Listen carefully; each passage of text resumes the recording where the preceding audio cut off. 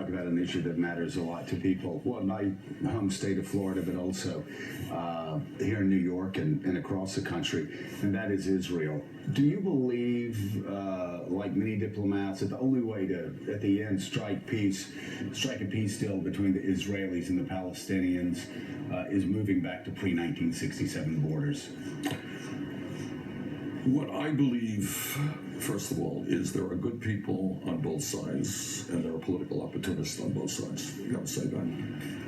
Number two, what I believe is, as somebody who is Jewish, who has lived in Israel for a few months when I was a young man, who has family in Israel, is that, of course, the security of Israel, the independence of Israel, the right of Israel to live in peace and security is paramount, but you have to recognize the plight of the Palestinians. And I know that in America, in politics, that maybe is not something that is said very often.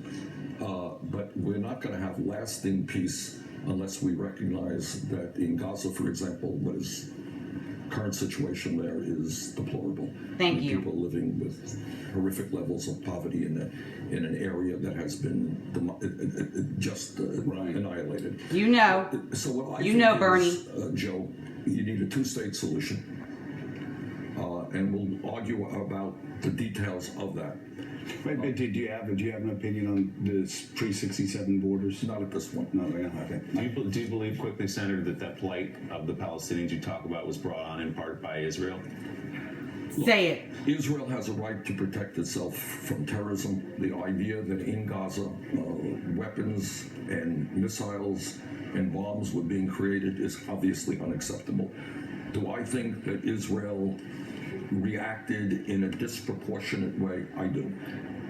And in that same interview, what I did not know the exact number, but it turns out that according to the United Nations, over 2,000 civilians were killed and some 10,000 people were wounded. I think that is, an understatement. Oh, I love the headline, you fucks. I think that was a disproportionate reaction. Israel has a right to protect itself, you motherfuckers. Vitriolic tone of the campaign on both sides. I think vitriolic is probably too strong a word, but look, Mr. Krugman writes You've ever known in Paul part, Krugman that overreach rhetorically. Okay. He's not good at debate. We have a minute. Okay. All right. So I just wanted everybody to see that. I know I'm blocked from Facebook, but I'm going to put this on my YouTube and have my friends share it on Facebook. Palestinians and people who understand what's happening over there, I'm going to tell you, he's the only candidate that's even discussing this and talking about how Palestinians deserve to have a right to live in peace and things like that. I really, really, really believe that we need to take a look at this candidate and understand that we need to solve this problem. He's the only one that's going to do it because he's the only one that cares about it. I just wanted to tell y'all that.